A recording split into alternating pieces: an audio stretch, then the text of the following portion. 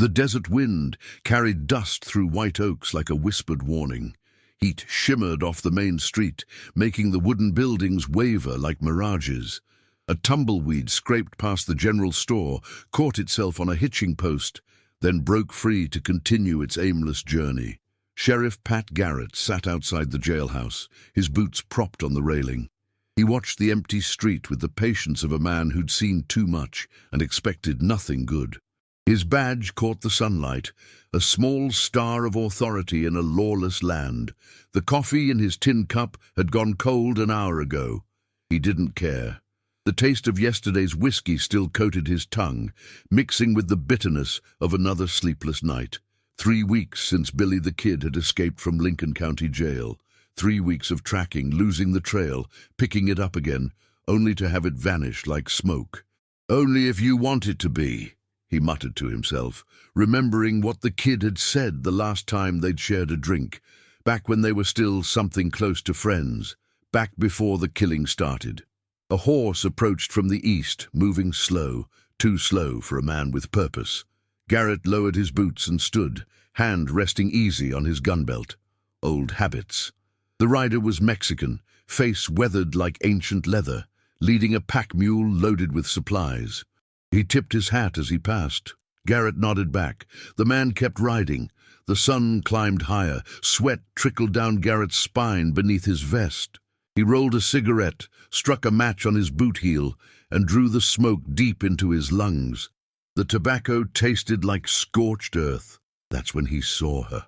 An old woman, walking alone down the middle of the street. She moved with the careful steps of someone navigating treacherous ground. One hand extended slightly in front, the other gripping a gnarled walking stick. Her dress was black, faded to grey by too many washings and too much sun. A bonnet covered her head, casting her face in shadow. She couldn't see where she was going. Garrett realized it when she nearly walked into a water trough. At the last moment her stick tapped against the wood and she redirected, continuing her slow progress down the street. Her eyes were open, but filmed with white cataracts, seeing nothing but light and shadow. He watched her navigate past the saloon, past the blacksmith's forge, where the hammer rang against iron, past the feed store, where chickens pecked in the dust. Nobody came out to help. Nobody spoke to her. The town pretended she didn't exist. She stopped in front of the bank, confused. Her stick tapped left, then right. She'd lost her bearings. Garrett flicked his cigarette into the dirt and stepped off the boardwalk.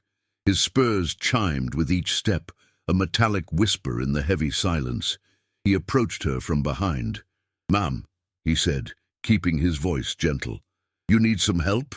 She turned toward the sound, those blind eyes searching for something they'd never see again.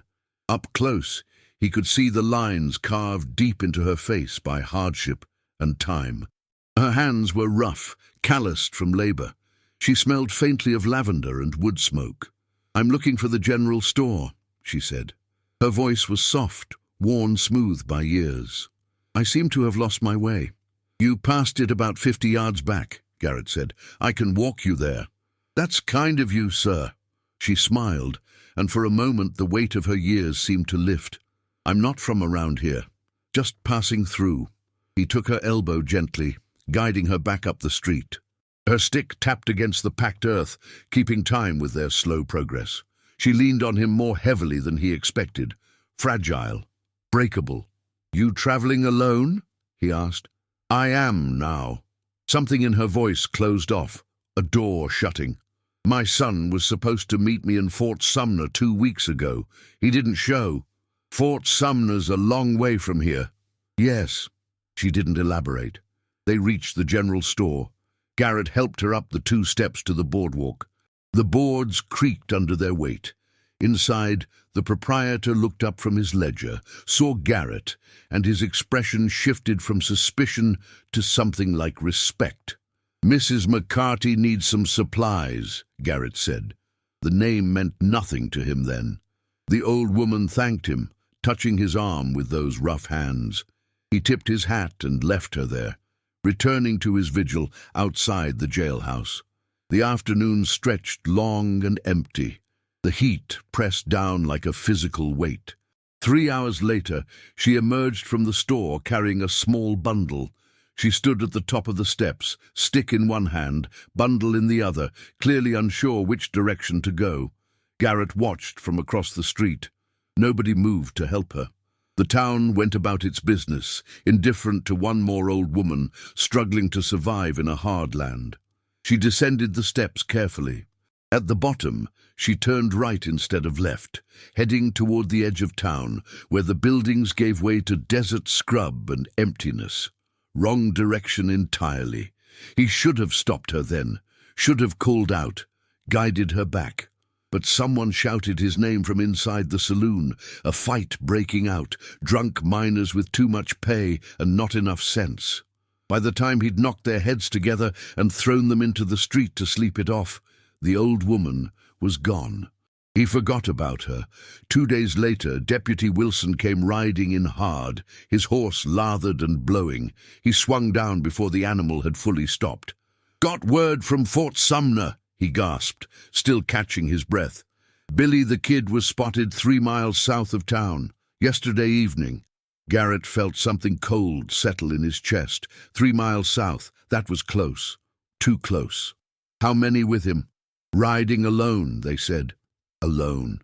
The kid rarely traveled alone anymore. He'd made too many enemies, killed too many men. Solitude was a luxury outlaws couldn't afford, unless he was meeting someone. "Round up a posse," Garrett ordered. 6 men. We ride at first light." Wilson nodded and hurried off. Garrett stood in the street thinking. The kid was smart, careful. He wouldn't risk coming this close to White Oaks without good reason. What was worth the risk? He assembled the posse that evening, 6 hard men who knew how to ride and shoot. They checked their weapons, loaded extra ammunition, prepared their horses. Nobody spoke much. They all knew what hunting Billy the Kid meant. Some of them wouldn't come back. The moon rose full and bright, turning the desert silver. Garrett couldn't sleep. He walked through the empty town, boots echoing on the boardwalk. The saloon was quiet now. Most of the miners had drunk themselves into stupor hours ago. He found himself standing in front of the general store, looking at the spot where the old woman had stood, lost and uncertain. Something nagged at him, a detail he'd missed, a connection he should have made.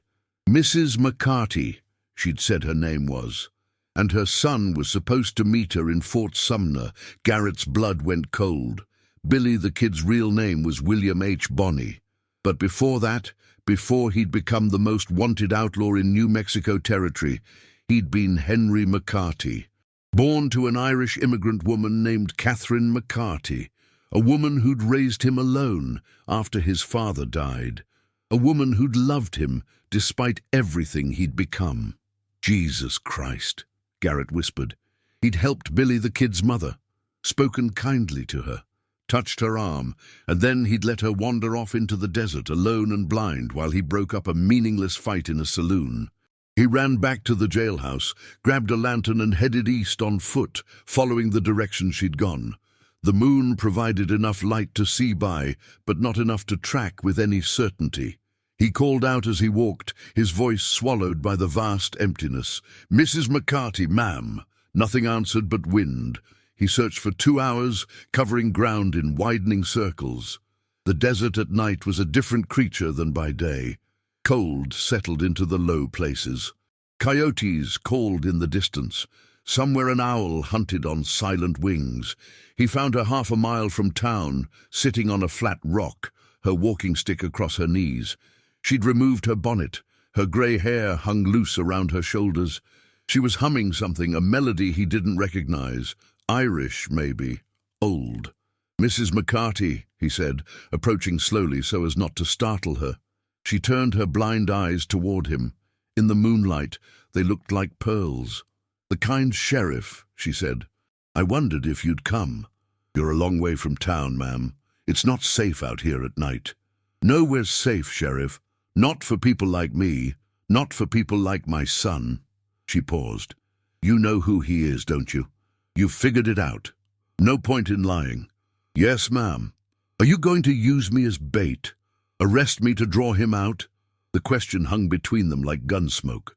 Garrett considered his options. He could do exactly that. Take her back, lock her up, wait for Billy to come rescue his mother. It would work.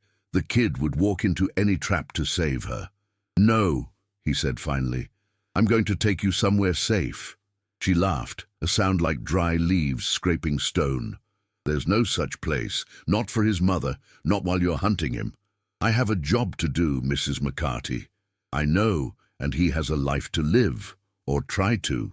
Garrett held out his hand. She took it, letting him pull her to her feet. She was lighter than he expected, as if hardship had hollowed her out from the inside. They walked back toward town in silence. Her stick tapped against the earth with each step. The rhythm reminded him of a clock counting down to something inevitable. At the edge of town, she stopped. "Sheriff," she said, "when you find him, and you will, remember he's someone's son. He's my boy. He wasn't always what he is now." "Yes, ma'am." "Will you promise me something?" "Depends on what it is." "Make it quick. Don't let him suffer. Whatever else happens, don't let him suffer." The words cut deeper than any knife. Garrett found he couldn't speak, could only nod in the darkness. She smiled sadly, as if she could see the gesture despite her blindness. "Thank you, Sheriff. You're a better man than you think you are." He took her to the boarding house, paid for a room, and left her there. In the morning, the posse would ride. In the morning, the hunt would begin in earnest. But tonight, he sat outside the jailhouse again, smoking cigarettes and watching the moon track across the sky, thinking about sons and mothers, about justice and mercy, about the hard choices a man makes in a hard land. The wind blew dust through the empty street. Somewhere out there, Billy the Kid was riding through the darkness, heading toward a reunion he didn't know would never happen, and Garrett knew with the certainty of prophecy that before this was finished, someone would die. He just didn't know yet that it would be the wrong person. Dawn broke hard and red over White Oaks. Garrett stood in the street with his posse, checking cinches and loading rifles. The horses stamped and snorted, sensing the tension in their riders. 6 men total, plus himself. Good men mostly, the kind who didn't ask too many questions. Deputy Wilson handed him a fresh canteen. The water inside tasted of metal and minerals. "We bringing her with us?" Wilson asked quietly, nodding toward the boarding house where Mrs. McCarty slept. "No, she stays here." "Could be useful, Sheriff. The kid might—" "I said no." Garrett's voice carried an edge that ended the conversation. They rode out as the sun cleared the eastern horizon, casting long shadows across the desert floor. The landscape opened before them like a vast, empty page.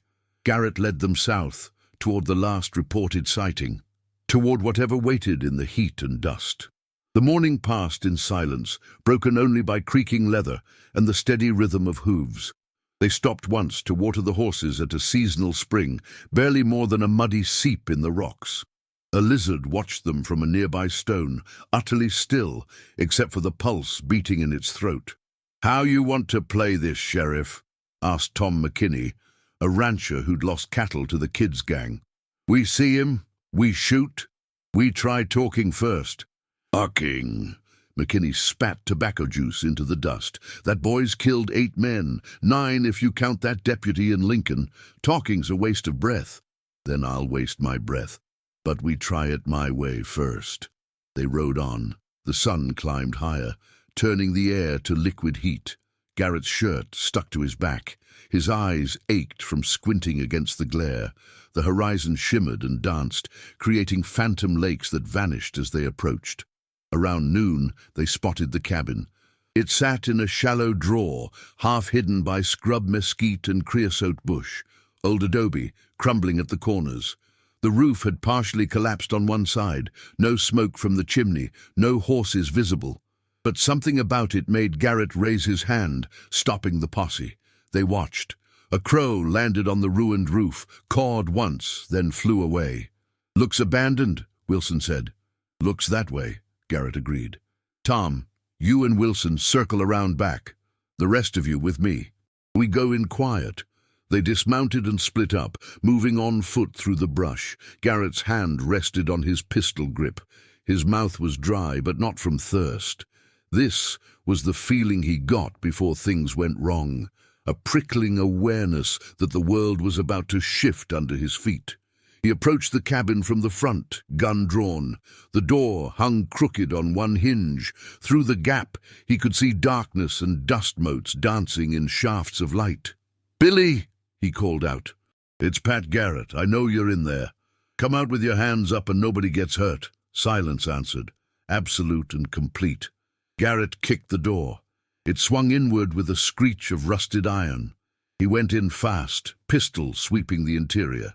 Empty. One room, dirt floor, nothing but shadows and the smell of old smoke. But someone had been here recently. He could feel it. The ashes in the fireplace were still warm when he touched them. A blanket lay crumpled in the corner, and next to it a tin cup with coffee residue, still liquid at the bottom. Wilson appeared at the back door.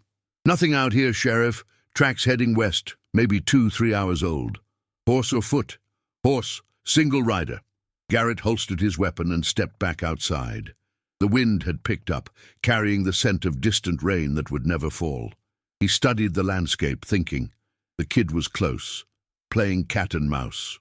Always one step ahead, but never quite out of reach. "We keep going," he said. "He's heading for the border." They mounted up and followed the tracks west. The afternoon stretched long and brutal. 2 of the horses started showing signs of heat exhaustion. They had to slow their pace, walking the animals, letting them blow. That's when they saw the rider, a lone figure on horseback, maybe half a mile distant, shimmering in the heat haze. Too far to make out details. But the silhouette was young, slim, could be him, could be 100 other cowboys drifting through. "That's him," McKinney said, certainty in his voice. "I know that way of sitting a horse." Garrett felt his pulse quicken. "Spread out. We come at him from 3 sides. Wilson, you stay with me." They spurred their mounts into motion, pushing for speed despite the heat. The distance closed quickly. The rider didn't seem to notice them at first, or didn't care. Just kept moving at a steady pace, heading toward a line of low mesas. Then the rider looked back and everything changed. The horse leaped forward suddenly at full gallop. The rider bent low over the saddle, becoming one with the animal. Fast, professional, someone who knew how to ride like their life depended on it, because it did. "After him!" Garrett shouted. The chase was on. They thundered across the desert, raising a plume of dust visible for miles.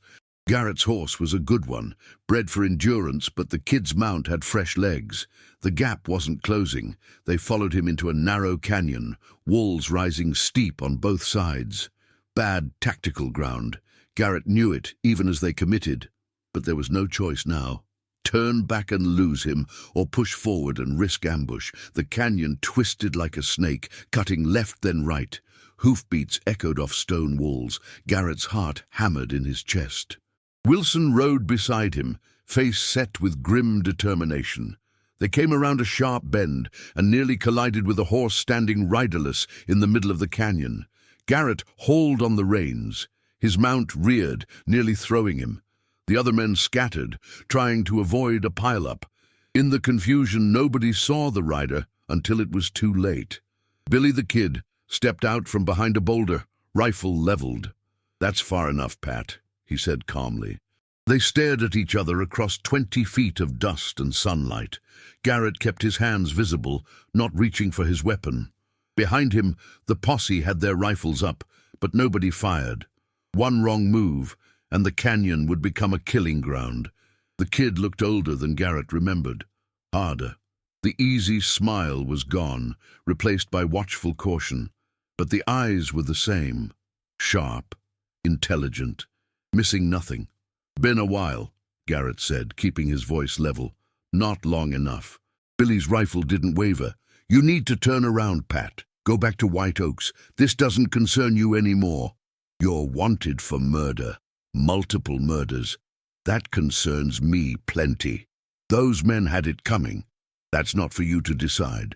"Wasn't for them to decide either, but they made their choices." The kid's expression darkened. Just like you're making yours right now. Don't do this, Billy. Come in peaceful. I'll make sure you get a fair trial. Fair trial. Billy laughed, a sound without humor. In Lincoln, in Santa Fe, you know what kind of fair trial I'd get? They'd hang me before sunset. Maybe, but at least you'd face justice. Justice. Billy spat the word like poison. That what you call it when they murder a man in cold blood and pin badges on the killers. That what you call it when they steal land and shoot anyone who complains. Don't talk to me about justice, Pat. There ain't no such thing in this territory. Garrett felt the truth of those words like a blow. The kid wasn't wrong. New Mexico territory was built on violence and corruption. The law existed to protect the powerful and punish the weak. Men like Billy were products of that system, not exceptions to it. But that didn't change what he had to do. Put down the rifle, Garrett said. Last chance. Can't do that. Then I'm sorry. The kid smiled sadly. No, you're not. You're just doing your job. I understand that. But I can't let you take me, Pat. I can't die with a rope around my neck like some common criminal. That's not how it ends. How does it end then? Only if you want it to be. The phrase hung in the air between them, a memory of better times, a reminder that they'd once been something closer than hunter and hunted. Then everything went to hell. McKinney fired without warning. The shot echoed like thunder in the narrow space. The bullet struck rock next to Billy's head, spraying fragments. The kid dove for cover, returning fire. Garrett's horse spooked and bolted, nearly trampling Wilson. The canyon erupted in chaos. Gunfire rang off stone walls, multiplying, making it impossible to tell how many shots were being fired. Garrett fought to control his mount, finally abandoning the saddle and dropping behind a boulder. His ears rang from the noise. "Cease fire!" he shouted. "Cease fire, damn you!" But McKinney and the others had their blood up. They poured lead into the rocks where Billy had vanished. Chunks of stone exploded into dust. The air filled with powder smoke, turning the world grey and choking. When the shooting finally stopped, Garrett's ears rang in the sudden quiet. He waited, listening. No return fire. No sound of movement. "Billy!" he called. "You hit?" Nothing. They emerged cautiously from cover, weapons ready. Garrett led them forward to where the kid had been standing. Blood on the rocks. Not much, but enough to confirm at least one round had connected. A trail of red drops led deeper into the canyon, disappearing around another bend. "We got him," McKinney said with satisfaction. "Let's finish it." "Hold up," Garrett ordered. But it was too late. McKinney and two others were already moving forward, eager for the kill. Garrett followed, that bad feeling growing stronger. Something wasn't right. The kid was too smart to leave such an obvious trail. Too experienced to run when wounded.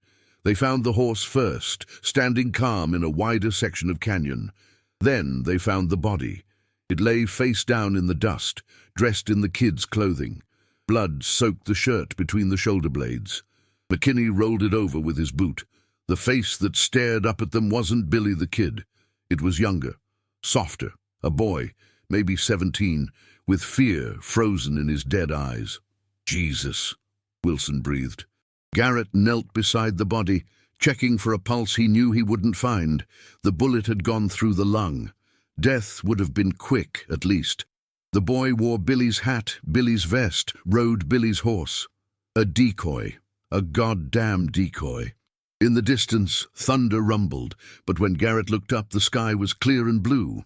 Not thunder. Hoofbeats. The real Billy the Kid was already miles away, riding hard for the border while they stood over the corpse of some unlucky kid who'd been paid or forced to play the part. McKinney kicked the body in frustration. "Son of a bitch played us." Garrett stood slowly, feeling every year of his age. They'd been outmaneuvered, outthought, made to look like fools chasing shadows while the real target slipped through their fingers. And an innocent boy, or nearly innocent, had died for nothing. "We head back," Garrett said quietly. "Bury him proper, then we regroup." "We giving up?" McKinney demanded. "We're being smart. The kid's in the wind now. Won't catch him today. They made camp that night in the canyon, building a small fire despite the heat. Nobody talked much. They'd failed, and they all knew it. The body lay wrapped in a blanket, waiting for dawn and a shallow grave. Garrett sat apart from the others, smoking and thinking.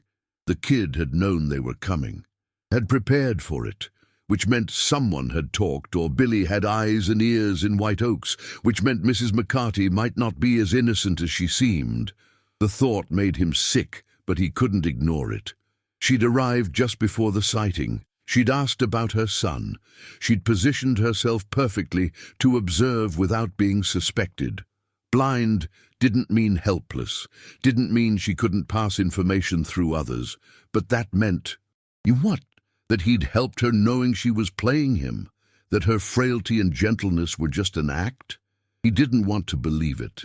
But in this territory, trust was a luxury that got people killed.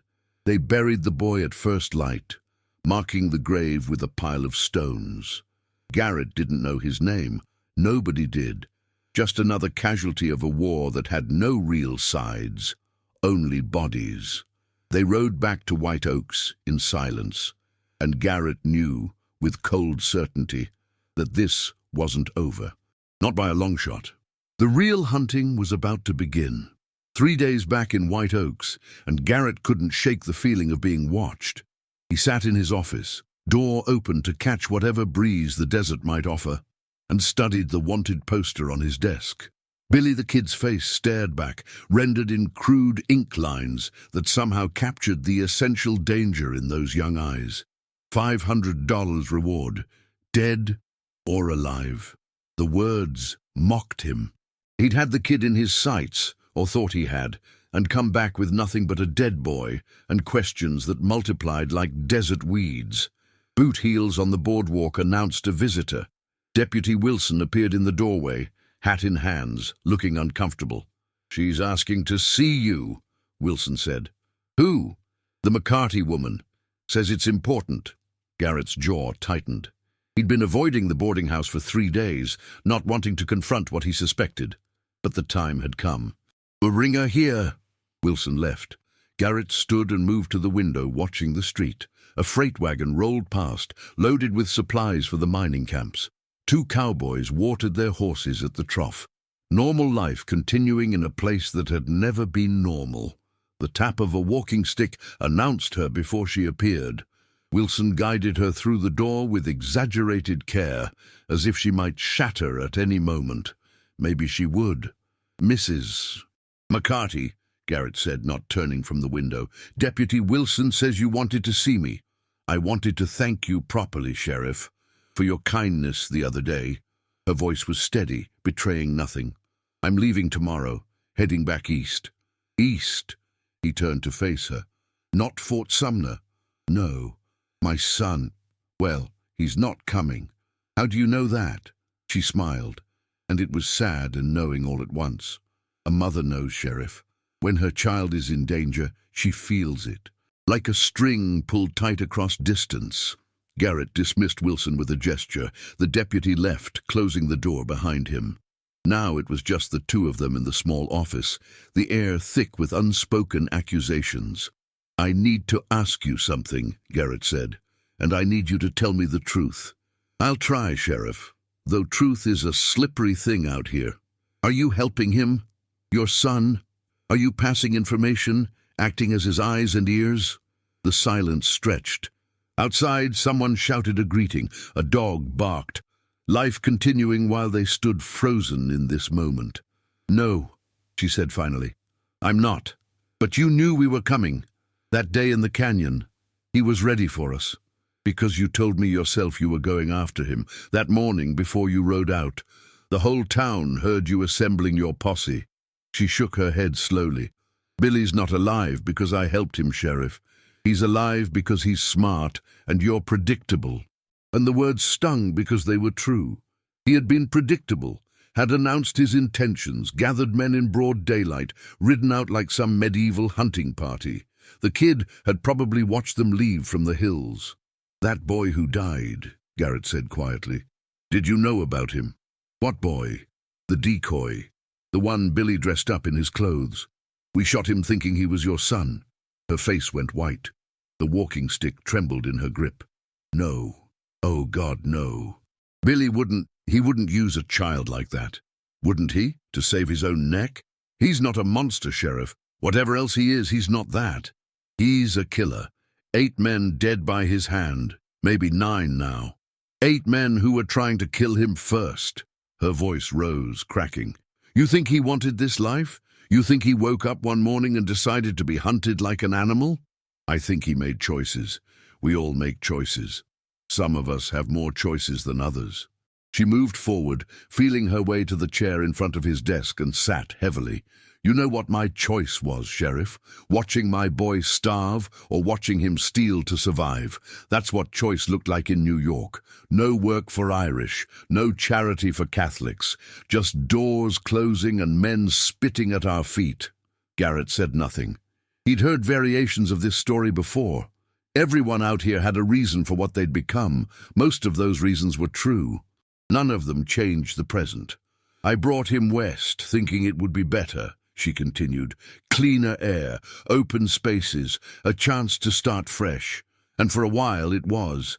He was a good boy, Sheriff. Worked hard, smiled easy. Then William Antrim came along, and everything...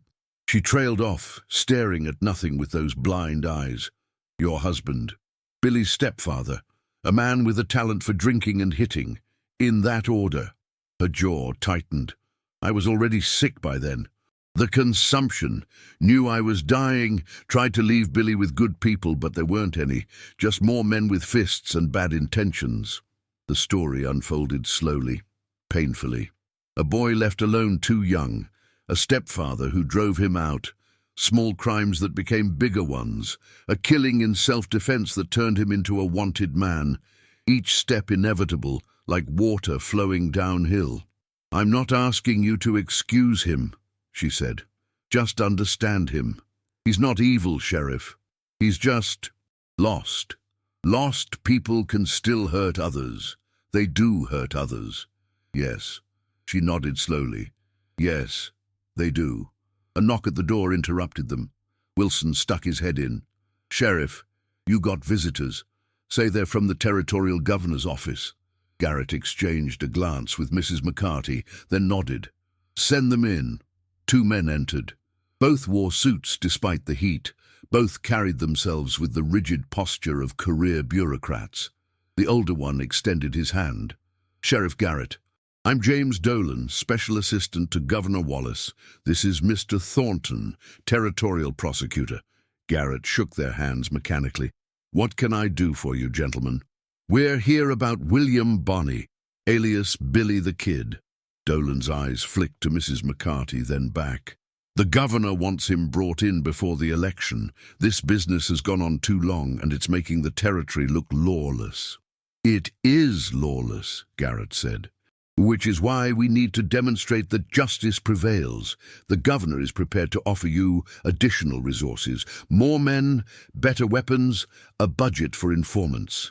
And if I don't bring him in, then someone else will.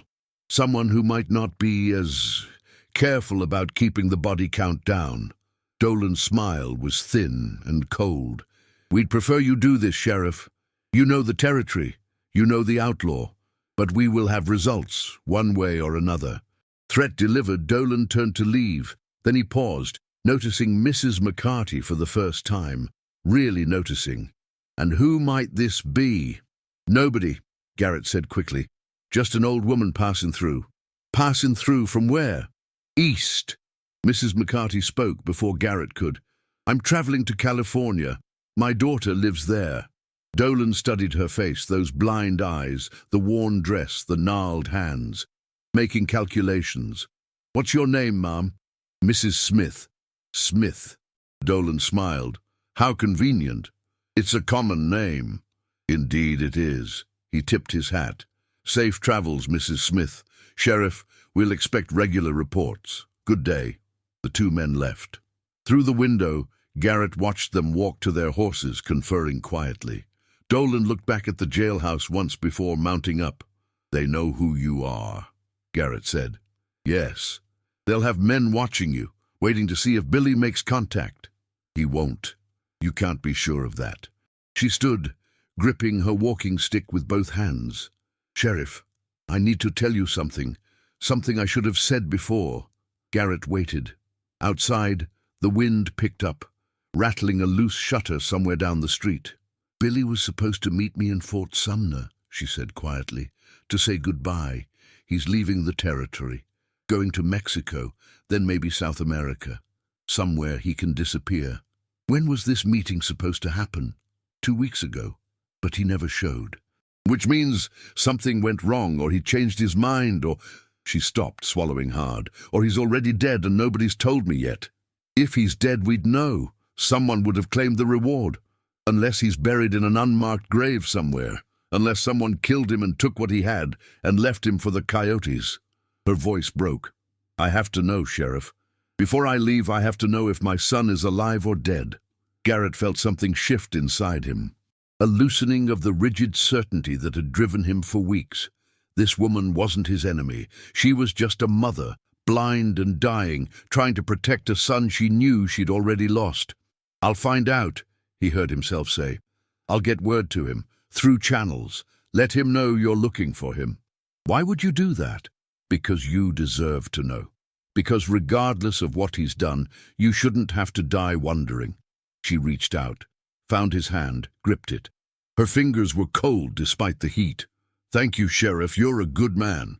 No, Garrett said, I'm just tired of burying the wrong people. She left soon after, Wilson guiding her back to the boarding house. Garrett stood at his window, watching her slow progress down the street. The town watched too, from behind curtains and half-closed doors. Everyone always watching, nobody willing to step forward and help. That's when he saw them. 2 men on horseback, positioned at opposite ends of the street. Neither made any pretense of having business in town. They just sat their mounts, waiting, watching Mrs. McCarty, watching the jailhouse, Dolan's men, or the governor's, amounts to the same thing. Garrett felt a cold anger settle into his bones. This wasn't about justice anymore. Maybe it never had been. It was about politics and power and men in suits deciding who lived and who died from the comfort of their offices. He stepped outside, hand resting on his gun belt, walked deliberately toward the nearest watcher, a lean man with a pockmarked face and dead eyes. You got business in White Oaks? Garrett asked. Free country, Sheriff. Man can ride where he likes. Not in my town, not watching my citizens like they're rabbits and you're the hawk. We're just sitting here peaceful-like. You're making people nervous. That makes me nervous. And when I get nervous, I start arresting people for vagrancy and disturbing the peace. You want to test that? The 2 men exchanged glances. The one Garrett was facing smiled without warmth. We'll move along, Sheriff. For now. They rode out slowly, making it clear they were leaving by choice, not compulsion. Garrett watched them go, knowing they'd be back, knowing this was far from over. That night, he couldn't sleep. Lay in his cot in the back room of the jailhouse, staring at ceiling shadows, thinking about choices and consequences. Around midnight, someone knocked. Garrett rose, pulled on his pants, and answered the doorgun in hand. A young Mexican boy stood there, maybe 12 years old, holding a folded piece of paper. For you, senor. From the woman who cannot see. Garrett took the paper. Where is she? Gone. Left on the evening stage. Alone? Si. Very alone. The boy vanished into the darkness before Garrett could ask more questions. He went back inside, lit a lamp, and unfolded the paper. The handwriting was shaky but legible. Sheriff Garrett, thank you for your kindness. Few men would have shown mercy to an old woman with nothing to offer in return. I pray you find what you're looking for, though I fear the cost will be higher than you imagine. My son is not in Mexico. He's not heading south. He's coming north to Fort Sumner because he promised to meet me there. He won't break that promise, even if it kills him. I've told you this because I believe you'll do the right thing when the time comes. What that is, only you can decide. May God forgive us both for the roles we've played in this tragedy. C. McCarty.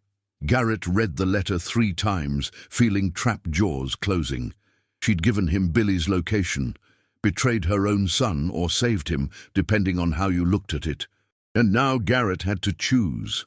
Go to Fort Sumner and end this, or let the kids slip away, knowing he'd always be looking over his shoulder, always wondering when someone else would finish what he'd started. He sat at his desk and began to write. Reports for Dolan. Lies about false leads and cold trails. Buying time. For what? He wasn't entirely sure. Outside, the wind picked up, carrying the scent of distant storms. Rain coming, maybe. The desert needed it. Needed washing clean. But some stains, Garrett knew, went deeper than water could reach, and blood always left a mark. Garrett rode alone toward Fort Sumner. The decision to go without a posse had been instinctive, made in the grey light of pre-dawn when he'd saddled his horse and left White Oaks sleeping. Some things a man had to face by himself. The landscape changed as he traveled north. The brutal desert gave way to scrub grassland, then to rolling hills dotted with juniper. The sky stretched vast and blue, decorated with clouds that promised rain but delivered nothing. His horse maintained a steady pace, eating miles with the patience of an animal bred for endurance. He'd sent a telegram ahead to Pete Maxwell, who owned the largest ranch near Fort Sumner. Pete and Billy had been friends once before the killing started. If anyone knew where the kid was hiding, it would be Pete. The sun climbed and fell. Garrett ate jerky in the saddle, drank from his canteen sparingly, pushed on. Around him the land teemed with hidden life. Hawks circled on thermals. Jackrabbits burst from cover and zigzagged away. Once he spotted a small band of pronghorn antelope moving like liquid across the horizon. He made camp that night in a shallow arroyo where stunted cottonwoods provided some shelter, built a small fire, more for company than warmth, and made coffee that tasted like mud and regret. His horse grazed nearby, hobbled but content. Sleep came fitfully. He dreamed of Mrs. McCarty's blind eyes, of the dead boy in Billy's clothes, of gunsmoke and blood in dusty streets, woke to find the fire dead and the stars wheeling overhead in their eternal dance. On the second day, he began to see signs of habitation, fence lines, cattle bearing the Maxwell brand, a line shack where an old cowhand sat smoking, who nodded as Garrett passed but didn't speak. Fort Sumner itself wasn't much of a fort anymore. The military had abandoned it years ago, leaving behind crumbling adobe buildings that locals had repurposed. A small community had grown up around the old parade ground, maybe 200 souls, scratching out existence where the army had once enforced order with rifles and bugles.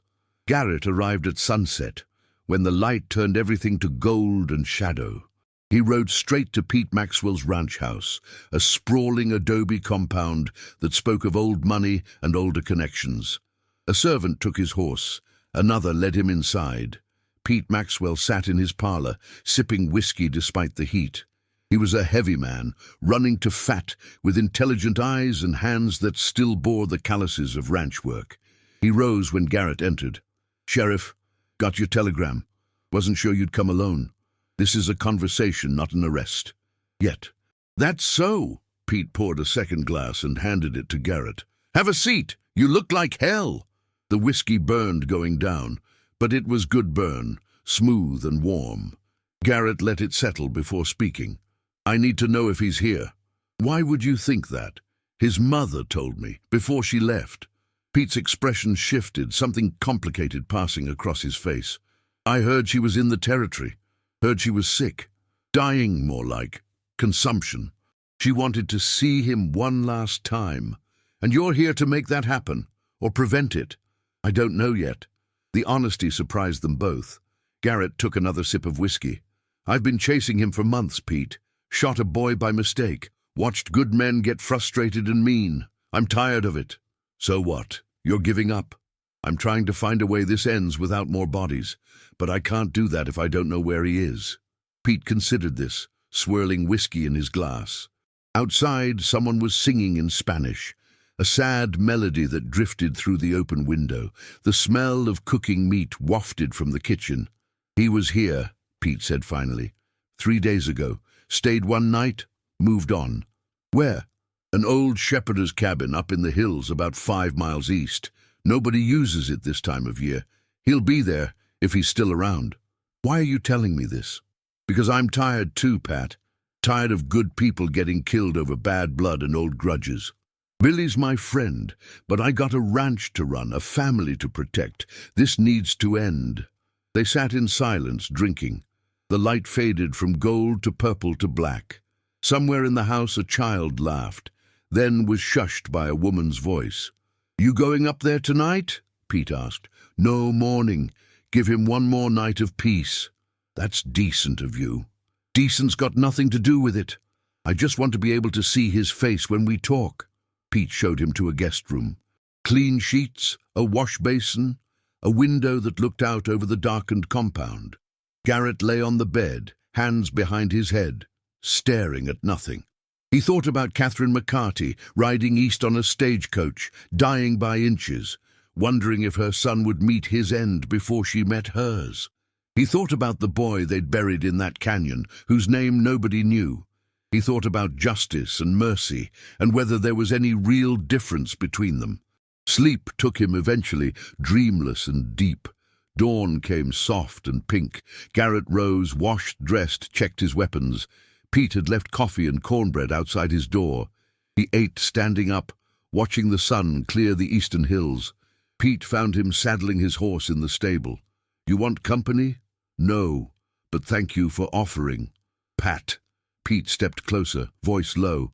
"When you find him, remember he's just a kid, 21 years old, scared, backed into a corner."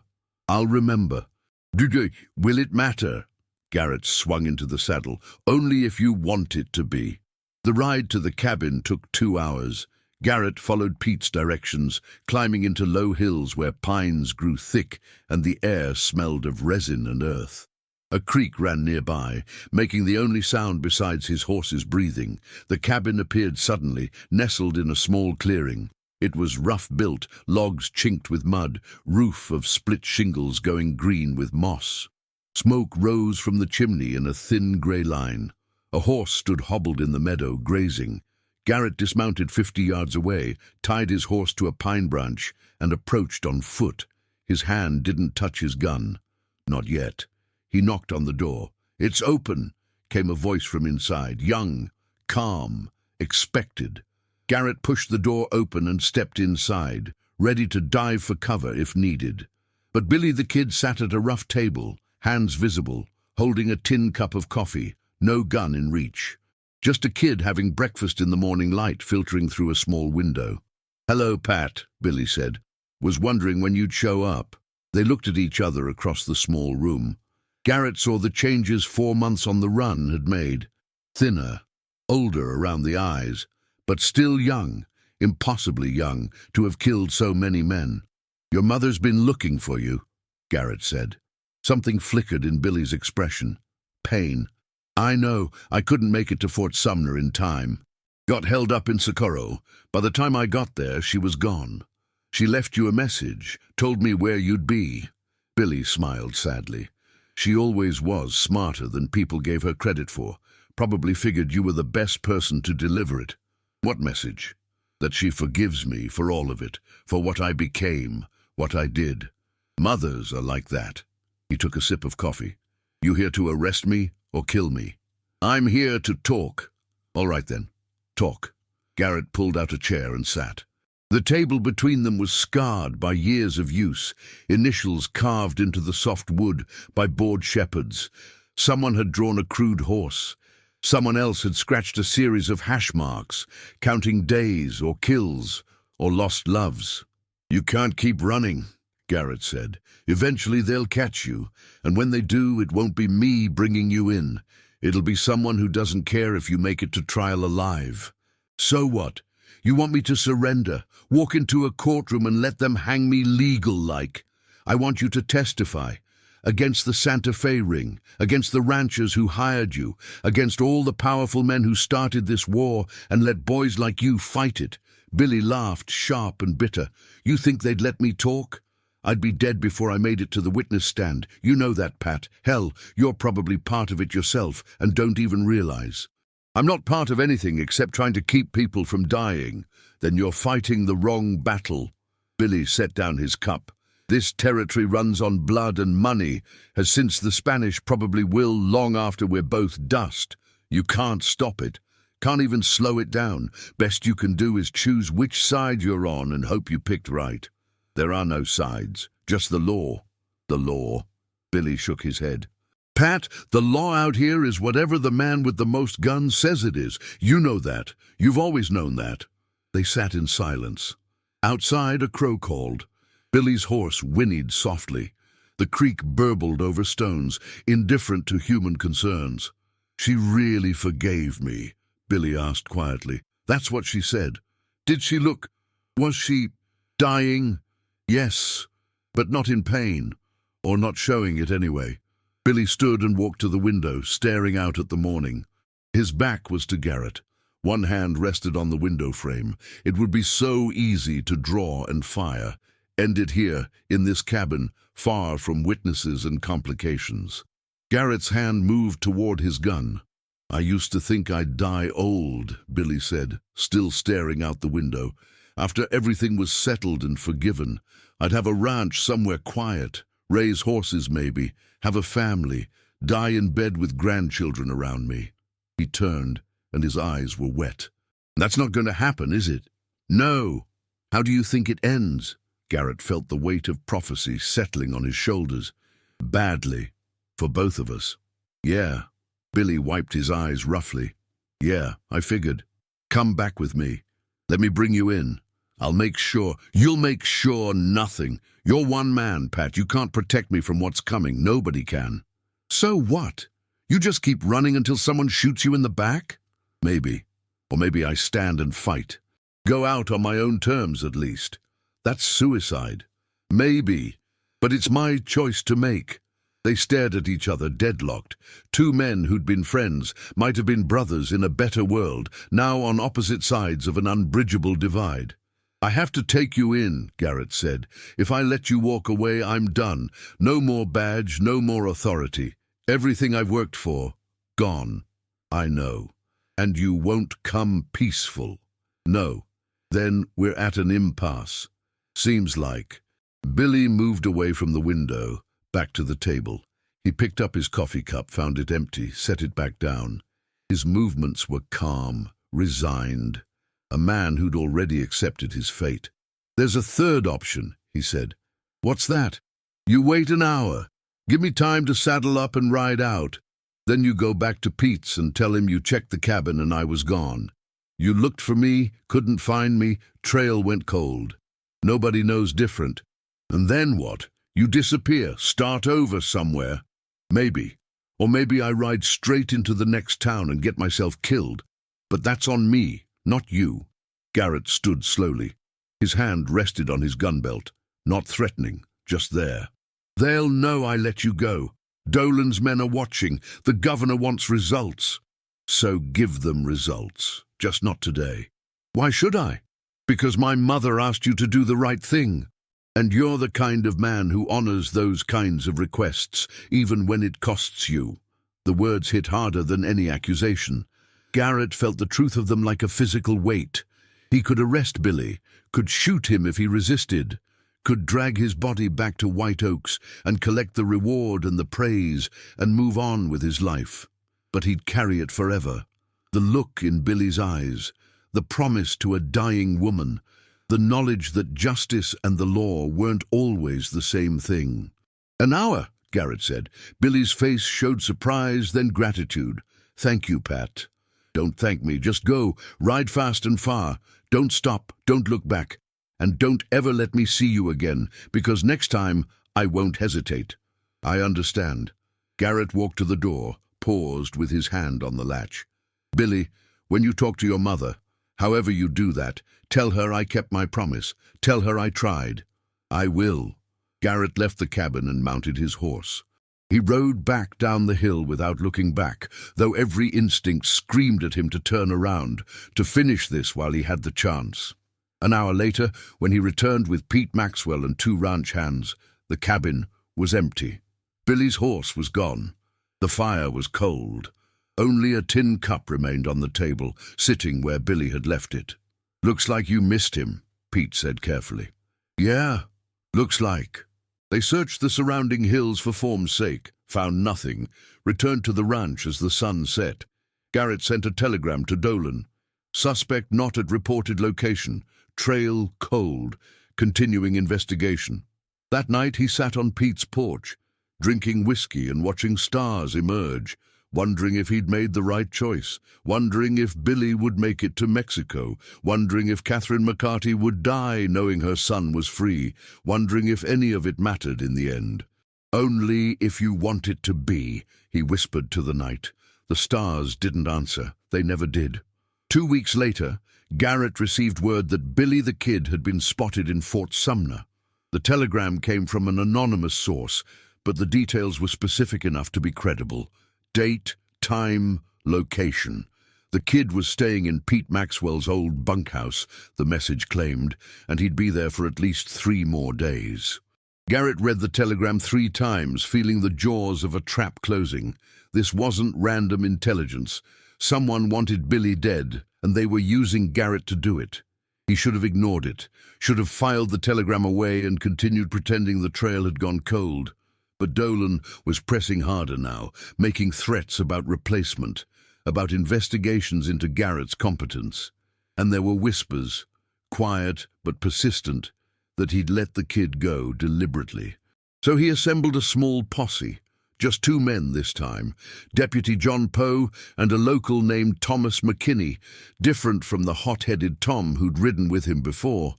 They left at dawn, riding hard, and reached Fort Sumner by nightfall of the 2nd day. Pete Maxwell looked surprised to see them at his door, and beneath the surprise, Garrett caught a flicker of something else. Fear, maybe, or guilt. "Pat," Pete said, not moving aside to let them in. "Didn't know you were coming. Is he here?" "Who?" "Don't play games, Pete. Is Billy here?" Pete's jaw tightened. "No. He moved on a week ago. Headed south, I think. That's not what my intelligence says." "Then your intelligence is wrong." Garrett studied his friend's face, seeing the lie written plain. "We need to search the property." "You got a warrant?" "I got a badge and a wanted man to catch. That enough?" They stared at each other, years of friendship evaporating in the hot night air. Finally, Pete stepped aside, waving them in with bitter resignation. "Search if you want. Won't find nothing." Garrett and his men moved through the main house methodically. Empty rooms, quiet corridors. Nothing but the soft sounds of a household settling for sleep. Pete followed them, watching, arms crossed. "The bunkhouse," Garrett said, "where your hands sleep. They're all in town tonight. Monthly pay. They'll be at the saloon until sunrise." "So it's empty." "Should be." Day. They crossed the yard to the long, low building where ranch workers lodged. The moon had risen, nearly full, turning everything silver and black. Shadows pooled under the eaves. A dog barked somewhere distant, then fell silent. The bunkhouse door was unlocked. Garrett pushed it open slowly, letting his eyes adjust to the interior darkness. Rows of beds, most empty. The smell of unwashed bodies and old tobacco.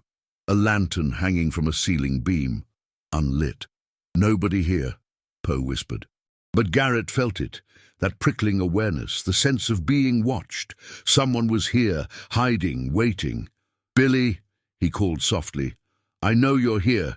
Come out peaceful and we can talk." Silence. Then from the far end of the room, a voice, younger than he remembered, frightened. "Pat, that really you?" "It's me." "You alone?" "Got 2 men with me. Poe and McKinney. Nobody else." A figure emerged from behind the last bunk. Even in the darkness, Garrett recognized the silhouette. But something was wrong. The proportions weren't quite right, too thin, too short. "Light the lantern," the voice said. Poe struck a match and touched it to the lantern wick. Yellow light spread, pushing back the shadows, and Garrett's blood went cold. It wasn't Billy. The person standing before them was a girl, maybe 18, dressed in men's clothing, Billy's clothing, the vest, the hat, the gun belt. But the face was softer, younger, terrified. "Who are you?" Garrett demanded. "Celsa. Celsa Gutierrez." Her voice shook. Billy's friend. "Where is he?" "He left 2 days ago, headed for Mexico like he said he would."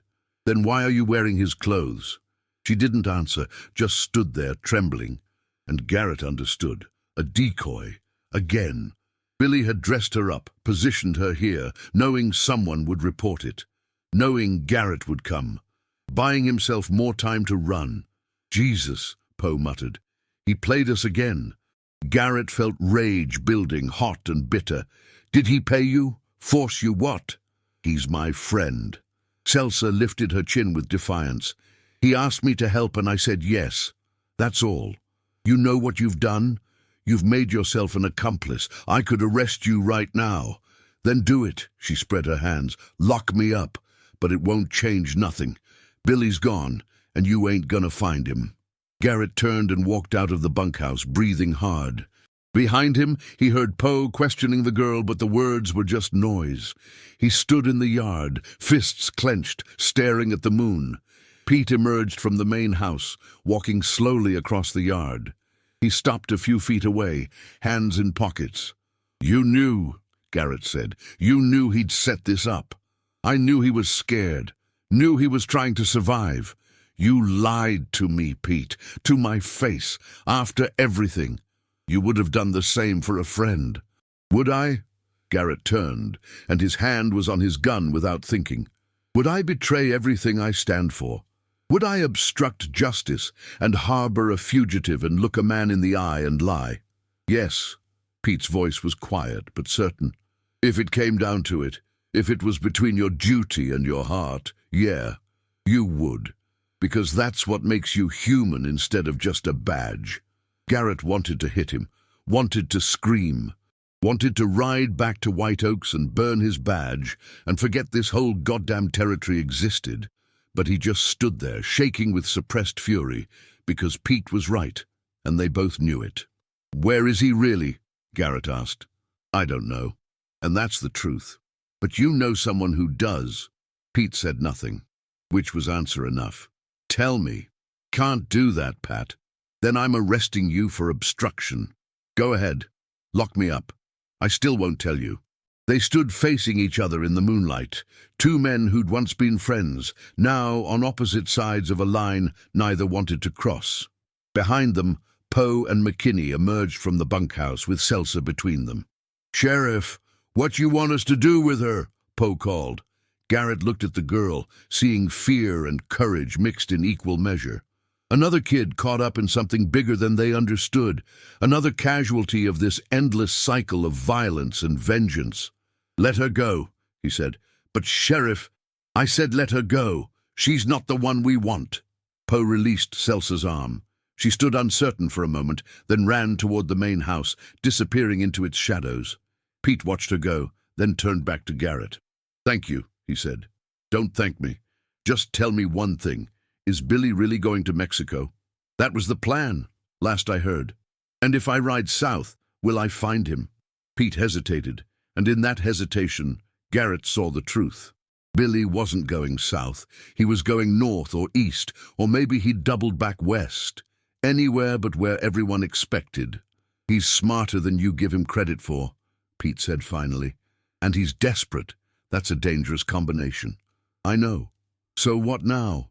Garrett holstered his weapon and walked back to where his horse waited.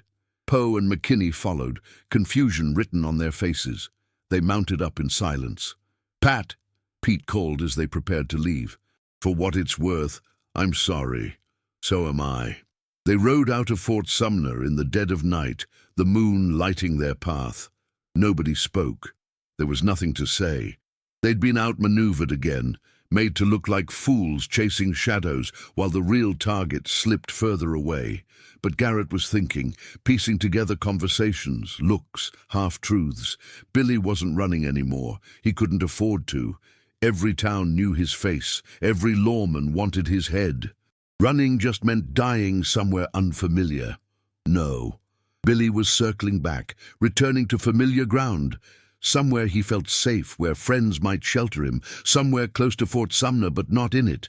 Somewhere like the old Gutierrez place, maybe, or the abandoned mining camp near Puerto de Luna, or sheep camp, Garrett said aloud. What? Poe asked. There's an old sheep camp, 5 miles east of Fort Sumner. Nobody uses it this time of year. Pete mentioned it once, back when... He trailed off, memory clicking into place. The cabin where he'd found Billy 2 weeks ago, that had been near there. And Kelsa Gutierrez, her family ran sheep in that area. We heading back? McKinney asked. Yeah, but quiet, and we go in after dark. They circled back, keeping to the low ground, avoiding the main roads. Found a sheltered arroyo to wait out the day, dozing in shifts while the sun blazed overhead. Garrett couldn't sleep, kept seeing Mrs. McCarty's blind eyes, hearing her voice, remember he's someone's son. As twilight fell, they mounted up and rode east.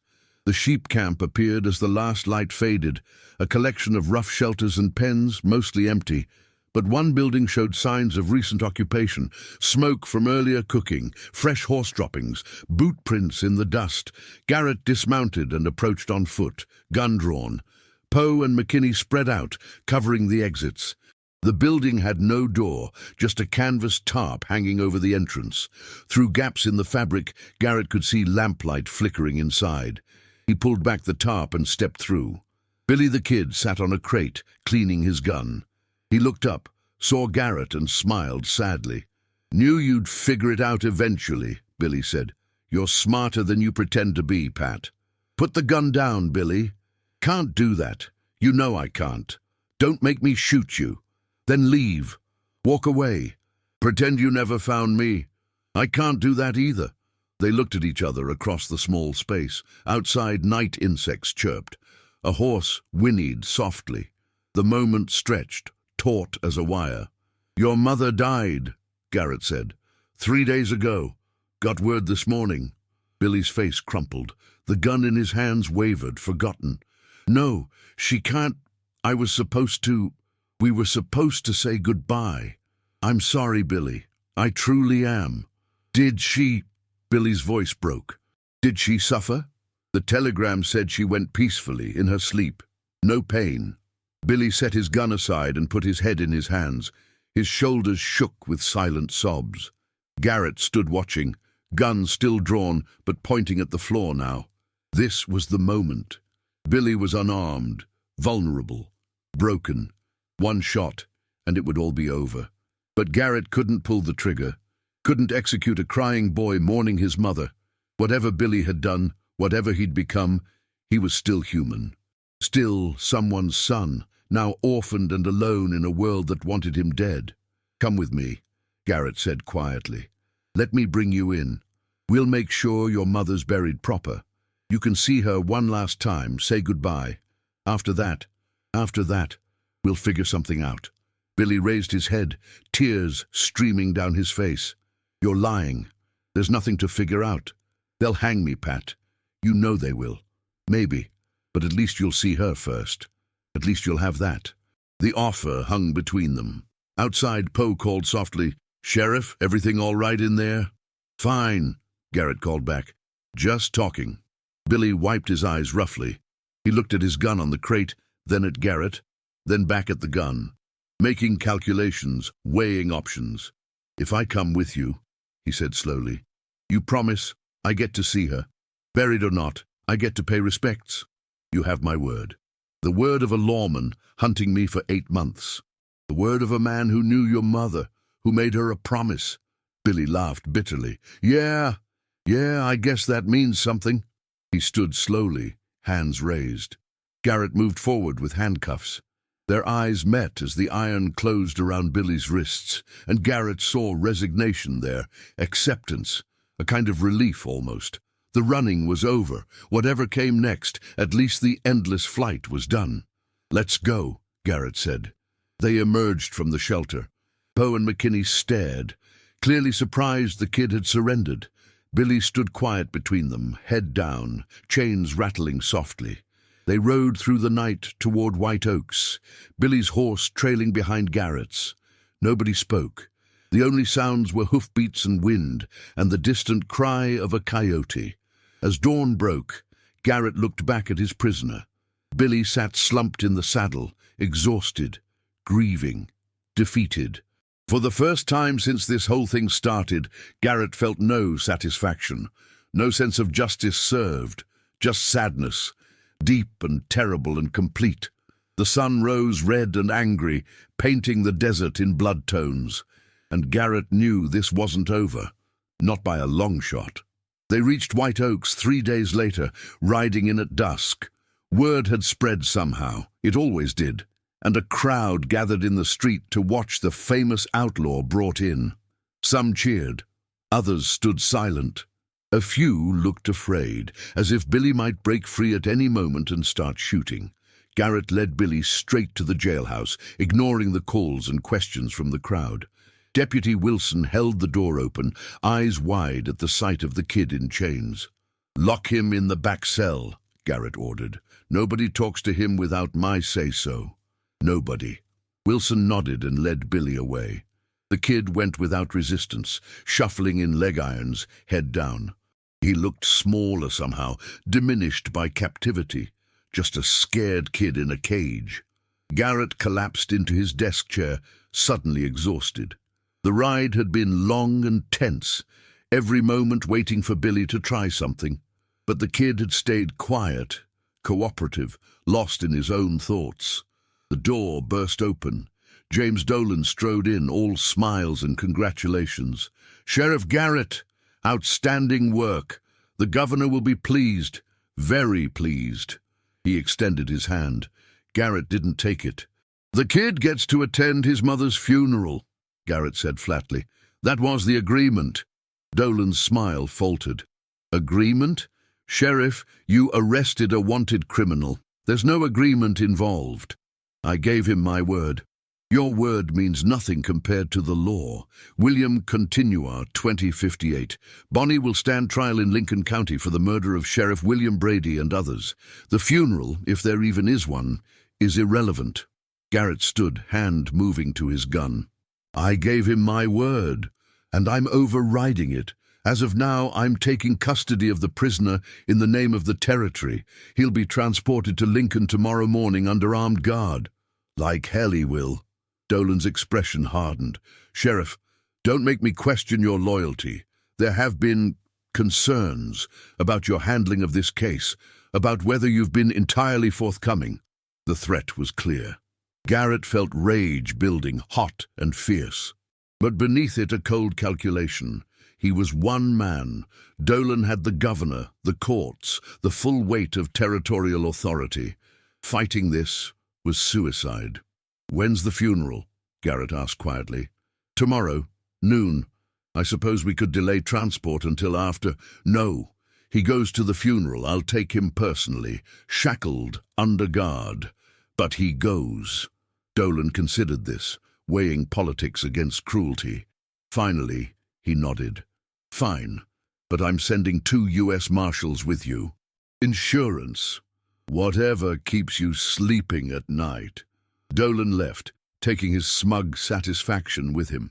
Garrett sat alone in the office, listening to the sounds of the town celebrating. Someone had brought out a fiddle. People were dancing in the street. They'd captured the kid. The boogeyman was in chains. Time to party. He walked back to the cells. Billy sat on the narrow cot, staring at nothing. The lamplight made his face look hollow, ghostly. "Heard you arguing," Billy said without looking up. "Don't worry about it, Pat. I didn't expect you to keep your word anyway. You're going to the funeral. I made sure of it." Billy's head snapped up. "What?" "Tomorrow, noon. We'll take you in shackles under heavy guard, but you'll be there." Something like hope flickered in Billy's eyes, then died. "They'll never allow it." "They already did." Dolan agreed. "Why would he do that?" "Because I made it clear I'd quit otherwise. And they need me to make this look good. The legendary lawman who captured Billy the Kid makes better headlines if I'm still wearing the badge." Billy laughed, sharp and bitter. "So I'm political theater now. That's fitting." "I'm sorry, Billy. About all of it. Don't be. You're just doing your job. He lay back on the cot, chains rattling. Wake me when it's time to bury my mother. Garrett left him there and went to the boarding house where Mrs. McCarty had stayed. The landlady gave him the room key with pursed lips and disapproving looks. Inside, he found Catherine McCarty's few belongings packed in a small trunk. A worn Bible, some letters yellowed with age, a daguerreotype of a young boy who might have been Billy before the killing started, and at the bottom, wrapped in cloth, a silver locket. Inside was a lock of baby hair and an inscription, "To Catherine, with love, William Sr." Garrett sat on the bed holding the locket, feeling the weight of generations. A woman who'd loved her son despite everything, a son who'd tried in his own broken way to protect her from the consequences of his choices, and between them, a lawman who understood both sides too well. He spent the night in his office, dozing in the chair, gun on his lap. Bad dreams chased him through fitful sleep. Mrs. McCarty's blind eyes, the dead boy in the canyon, Billy's face as the noose tightened. Dawn came grey and cool. Garrett washed his face in the basin, drank cold coffee, and prepared himself for what came next. The funeral was at the small Catholic cemetery on the edge of town. Father Sanchez, an elderly priest with kind eyes, conducted the service in Spanish and broken English.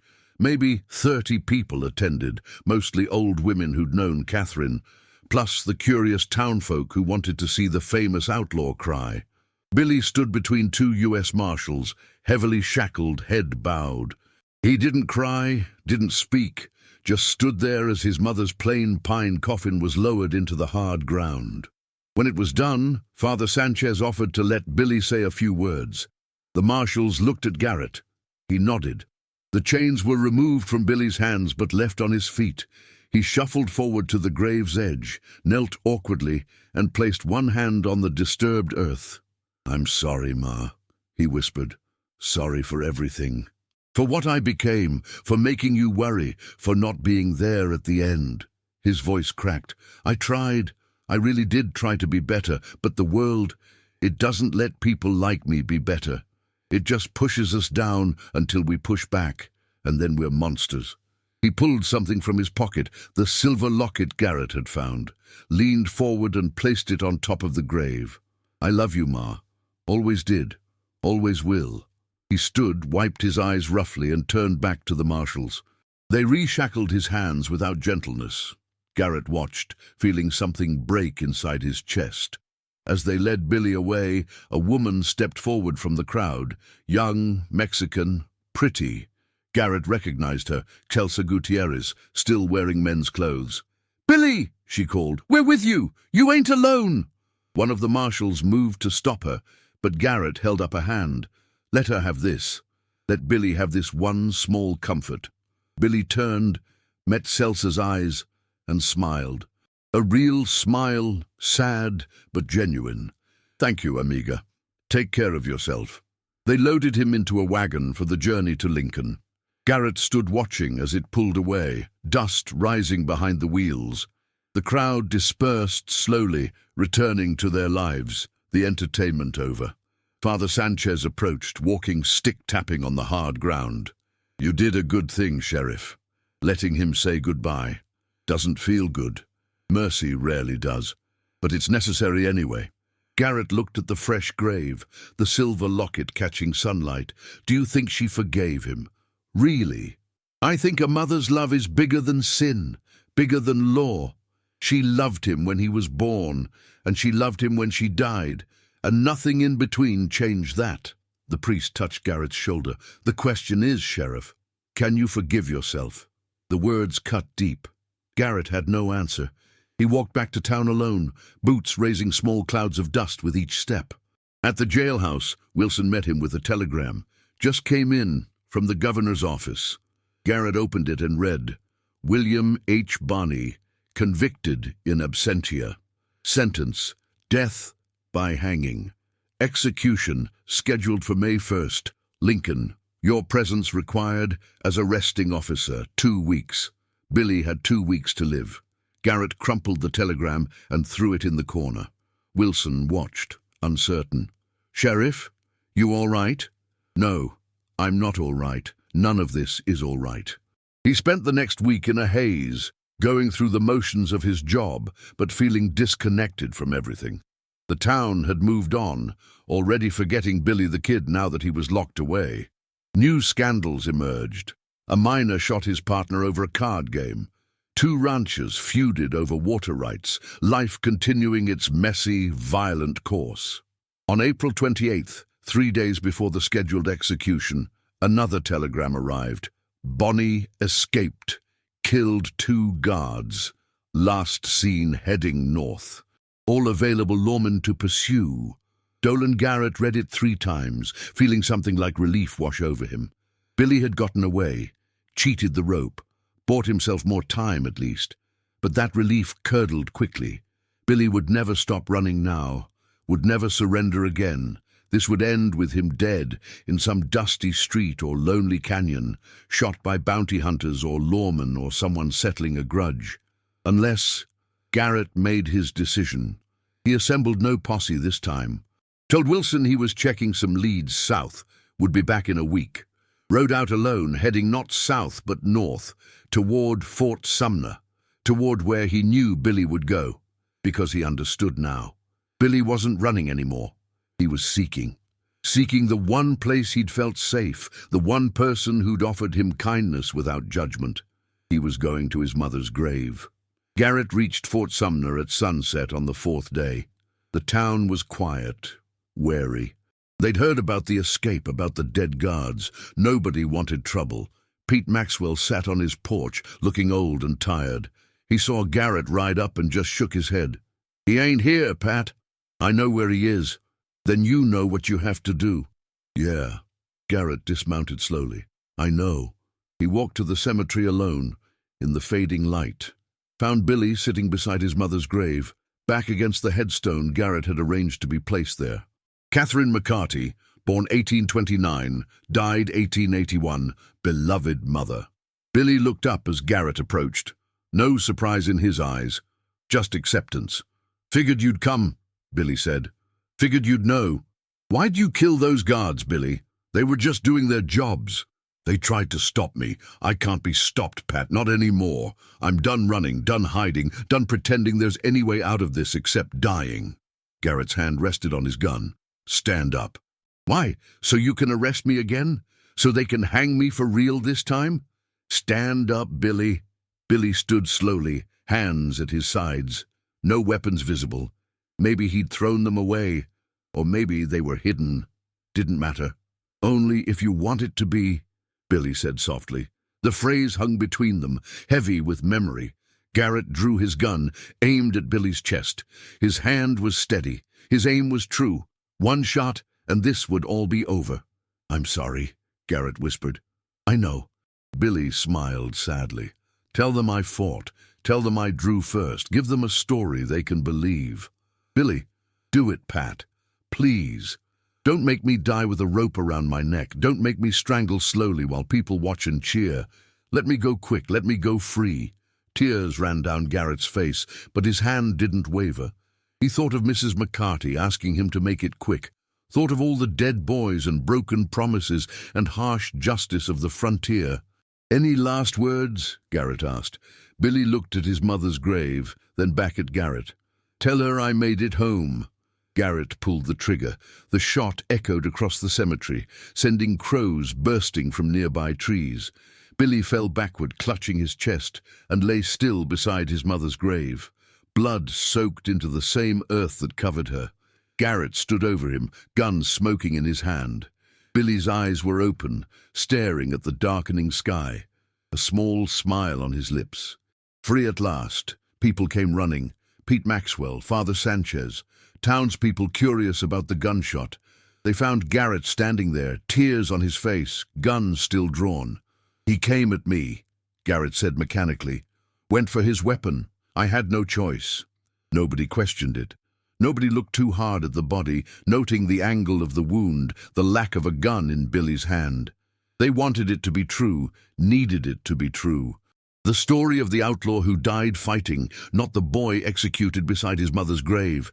They buried Billy next to Catherine the following morning. No headstone this time, just a wooden cross with his name carved rough. William H. Bonney, 1859-1881. Garrett stood at the grave long after everyone else had left. The sun climbed higher, turning the desert into a furnace. His shadow stretched long and dark across both graves. "Only if you want it to be," he said to the dead. The wind answered, carrying dust and the scent of creosote, carrying away the last words of a promise he'd tried to keep. He rode back to White Oaks alone, turned in his badge to Dolan, and left the territory that same night, headed east, towards states with law and order and fewer ghosts. But the ghosts followed him anyway. Catherine McCarty's blind eyes, Billy's smile as he fell, the weight of mercy that looked like murder, and justice that felt like betrayal. Years later, when people asked about Billy the Kid, Garrett told the official story, the outlaw who died in a shootout quick and clean, a good death for the frontier. He never mentioned the cemetery, never mentioned the promise to a dying mother, never mentioned how Billy had wanted it to end, had chosen his own death over the slow strangling of a noose. Some truths were too hard for the territory to bear. So Garrett carried them alone through all his remaining years, until he too died and was buried far from New Mexico, far from the desert and its ghosts. But on quiet nights, when the wind blew just right, he swore he could still hear it, only if you want it to be. A question and an answer all at once, the only mercy the West had ever known.